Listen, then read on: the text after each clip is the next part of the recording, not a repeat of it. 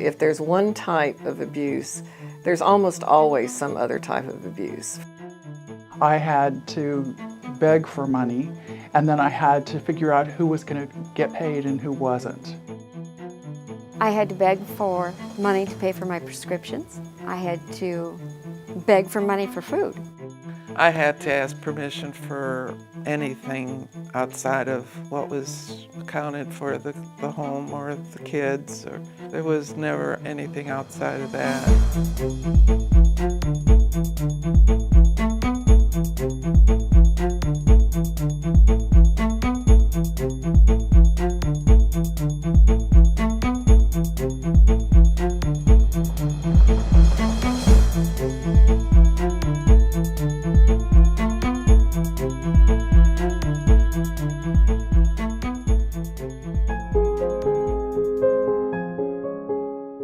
Every year, an estimated 2.1 million people later in life experience abuse, neglect, or exploitation. Vulnerable older adults face especially high risks of financial, physical, and psychological abuse. Very frequently, family members or caregivers are the perpetrators, and too often, these abuses go undetected or are seen as private family matters that should be kept hidden behind closed doors. This secrecy makes it all the more difficult for elders to escape the abuse and for formal and informal networks of care to give them the help they need to move forward. Because elder abuse has historically been viewed as a social rather than a criminal problem, most states did not establish adult protective services units to address elder abuse until the mid-1980s. The extent of elder abuse is unknown, in part because of the lack of definitive and comprehensive research in the field. Because the perpetrators of elder abuse are often family members or acquaintances, these incidents are likely being underreported. We do know that low household income, being unemployed or retired, being in poor health, having experienced prior traumatic events, and having low levels of social support will make it more likely that an older person will experience mistreatment. It will take the coordinated efforts of public agencies, nonprofits, and community members to address the complex dynamics of elder abuse and exploitation. Domestic and sexual violence advocates can make a difference by tailoring their services to the unique needs of older participants. The Aging Services Network and others who frequently come into contact with elders, such as those in the healthcare and financial services industries, can help by learning how to recognize and report signs of abuse. Adult Protective Services investigates reports of possible abuse, intercedes in dangerous situations, and supports law enforcement's efforts to hold perpetrators accountable. And all of these partners can help to shine a spotlight on elder abuse and exploitation so that it will be better understood and more effectively combated by society as a whole. Financial exploitation is the illegal or improper use of a vulnerable person's funds, property, or assets. In one type of financial abuse, an abusive partner in a marriage or similar relationship exercises control over all or most of the money and property of the family and denies the other partner access to those resources. You have to ask them to be able to use the money, or you have to report back on what you're using the money for. The only time I had cash or money in my hand was when my husband would give me money for food each week when he got paid. It's their way of controlling another person's life. And it's very demeaning to the person being controlled financially because they have to beg for what sometimes is just simply necessities.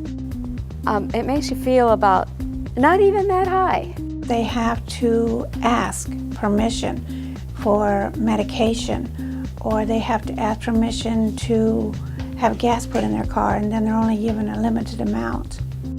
It is common for this type of financial exploitation to occur in combination with other types of domestic abuse, such as physical, sexual, or psychological abuse and neglect. This type of exploitation may actually begin when the individuals involved are younger and continue into the senior years, when it will likely become more and more difficult for the vulnerable person to escape the abusive situation. We went shopping one day to the food store, and I had put something in the cart that he didn't approve of, and he got angry at me. So on the way out to the car, he started shouting at me, complaining that, why am I putting in something in the cart that we shouldn't really need or didn't need? And I just cowered and got in the car and we went home. And then when we got home, I guess I said the wrong thing and he slapped me. So that was just the beginning, but he was very sorry afterwards. And it just kind of set the whole basic pattern of our life. Money was the issue.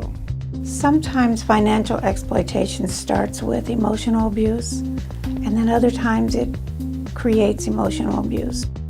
The emotional strain of that was beyond words.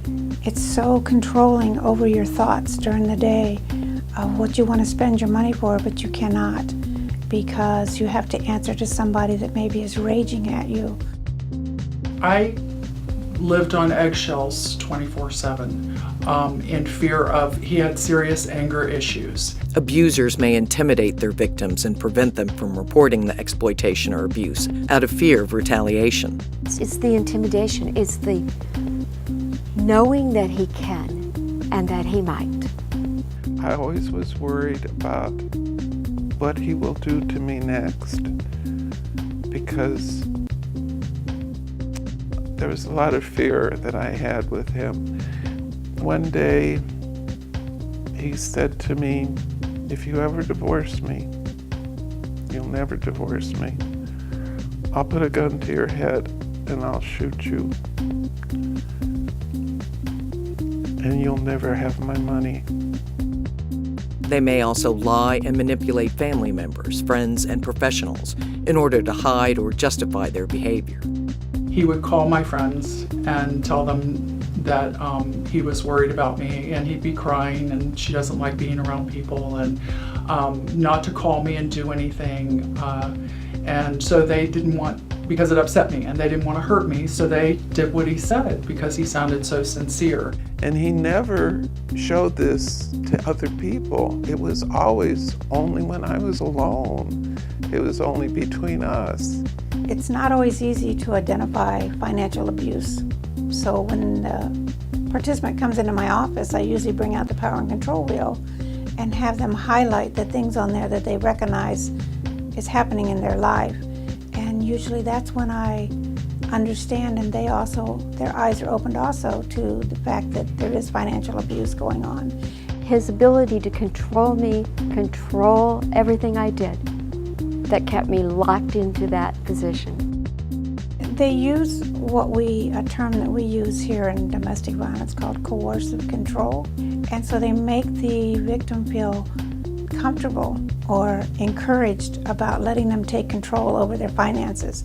So they might say, we don't need 2 cars, it's too expensive, so let's cut back on sell your car, and that gives them control over then the activities of that person that had the car, which makes them feel good about, oh, we're saving and they care about me and they want to give me rides, and then it doesn't happen. One of my participants actually was only allowed to travel within a 5-mile radius of their home, and when she returned home, the abuser would check the mileage to make sure she hadn't gone outside that 5-mile radius. I'd have to beg for the money in order to go to the grocery store. And then he always wanted to go along. When it was time for bills each month, he made me stand next to him and go over the checkbook. And if I wrote checks and if I made a mistake, I was really told, scolded and made to be afraid. In another type of financial exploitation, the perpetrator illegally uses an elder person's property or assets. These financial resources are used without the knowledge or consent of the senior, in some cases because the person does not have the capacity to consent, and in other cases because the person is under the physical, emotional, or psychological control of the perpetrator. This type of exploitation leaves the vulnerable person without the financial means to meet his or her own personal needs. Unlike fraud, which is typically committed by a stranger, financial exploitation is committed by a person who is known to the senior, typically a family member or caregiver, often a spouse, an adult child, or an extended family member or other person in a position of trust. And what happens is they manipulate funds, assets, or property for their own use. Financial exploitation is actually often the hidden abuse. Because very often law enforcement, other allied agencies come into an elder's life because of a call for some other type of concern. It's one of the categories in abuse where it's not seen because you don't really know you're being abused to your light bill is not paid, your mortgage is not paid, something bouncing on your bank account. They might be asking for a lesser amount of their prescription. They might be asking for transportation provided by medical facilities because they don't have access to finances to transport themselves. Sometimes when the victim stands up for themselves, then it becomes physical. And sometimes it's not physical on their body. It can be a fist in the wall. It can be kicking a footstool around or injuring the pet. The purpose of the physical abuse may be, in fact, to effectuate financial exploitation. When it comes to elder financial exploitation, it is a crime of the 21st century. Awareness needs to be higher among people and agencies that work with elders because financial exploitation is an epidemic across the country. And in Florida, the population of elders is the highest. Florida has over 4.7 million seniors age 60 and above living here currently. And with baby boomers aging, that number is just going to skyrocket.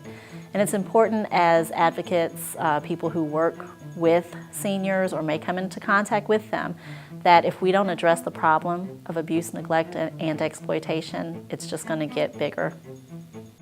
The main goal of the investigation is to protect the vulnerable adult from any further abuse if it has occurred or any financial exploitation, and concentrate on the safety of that individual. At the local levels, we partner with area agencies on aging, aging disability resource centers, law enforcement, many people in the community who might come into contact with seniors, which is just about everyone. We also partner with the Florida Coalition Against Domestic Violence. FCADV and the 42 certified domestic violence centers across the state of Florida want to make sure that all survivors, regardless of their age, have access to the resources and services that all survivors do. Sometimes they're just looking for a friend and they reach out to the wrong people or the wrong people reach out to them and they take advantage of the situation. We had one case where a gentleman allowed a woman to move in and they became boyfriend and girlfriend, and she started taking advantage of the access to his finances. She would access his debit card, take his debit card and use it for her own purchases and things along those lines, with a promise that she would repay him. But his home was now going into foreclosure because she had not ever done that, and he was about to lose his home. I was involved in a case one time several years ago where a woman in her late 90s was sexually and physically abused by a family member. This, of course, was very traumatic. Luckily, law enforcement, the whole community came together, and so he was prosecuted and sent to prison. It was discovered later through advocates helping her and working with her that financial exploitation had also occurred in ways that some people would consider perhaps fairly minor, because it was she was saving money for a prepaid burial plan and giving money to the family to apply to this burial plan, but they were using it for themselves. About 10 or 15 years ago, it appears the caregiver needed some money and asked for a loan, and that graduated into, by the time that she was arrested, had been asking for money, $200–300 every day that she worked, and that would be sometimes 4 or 5 days a week, under the guise of it being a loan and saying that she would pay it back. Giving a family member or someone else a credit card, and they say, get some money out and buy my medicine. Obviously, after the bank account's been cleared out, you can't really fix that. Putting someone on a bank account for convenience sake. Again, the person who's on the bank account can clean the bank account out.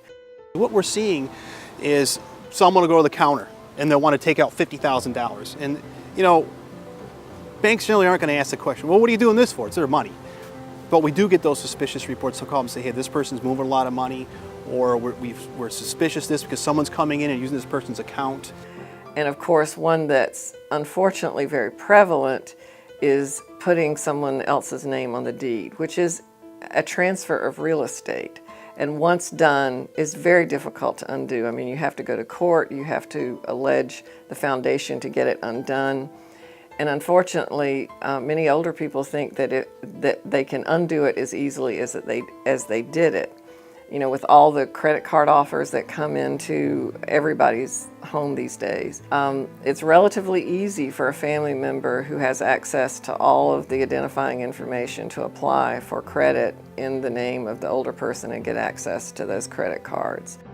The signs of financial exploitation or financial abuse can be subtle. Things like termination of vital utilities, such as telephone, electricity, multiple unpaid bills and liabilities despite adequate income, checks written to cash, unexplained disappearance of assets, property liens, or foreclosure notices. The medical community is in a unique position because they do come into contact quite often with people later in life. So they should be aware of if someone is coming in for their appointment and it seems that they're not taking their medications because they're not able to fill it. They have quite a few canceled appointments because they're unable to pay the copay. If their spouse, their caretaker, does not seem to want them to be in their appointment by themselves, this should also be an alert to the medical community that there could be signs of abuse. As people age, we need much greater help in our lives. There may be need to have someone come in and help with just the daily routine of living, bathing and taking medicine and that sort. There often, of course, needs to be help with financial affairs, paying bills, and this makes people vulnerable because someone else has to do that. It may be a paid caregiver, it may be a family member, but those vulnerabilities enable bad actors to come in and financially exploit older people. Say the daughter is a power of attorney. She's responsible to make sure that her mother or father receives everything they need in their home, because most people want to be in their home, that the services are being provided. They find out, well, in-home services cost too much, so I'm gonna, be the one to provide the care for them, and in turn take their money as well, get them to sign over the deed to their home. Once someone is moved in with an older person, and this is a common scenario, nephew comes and says, oh, aunt, I'll move in with you, I'll help look after you, I'll mow the grass, I'll help with the yard, give me a place to stay, that'll be great. And it sounds like that it's a good idea, and a lot of older people would love to have a family member move in and help out. And a lot of those situations are completely legitimate, but if they aren't, or if they go bad, it's difficult to get the person out of the house. They have acquired a legal interest in staying in the home, especially if there's been some kind of an agreement, especially if they're paying rent, which sometimes they're paying a small amount of rent, or have in the past. And so an attorney actually has to go through an eviction process. She made her father sign over the bank account, pretty much the whole estate. And she used that to fund her life, her vacation, her lifestyle. And when we received the report, the two victims were actually in the home by themselves. They were unkept, they had no food in the home, and the daughter believed that she was doing nothing wrong, that it was, they were gonna die anyway. It was gonna be her money, so why not spend it ahead of time? Often a parent is not going to want to completely sever a relationship with a child. And it's very hard for a senior to come to terms with the possibility of being responsible for sending a loved one to jail, and or they've been threatened. Hey, if it wasn't for me, you would be in a nursing home, nobody else cares about you.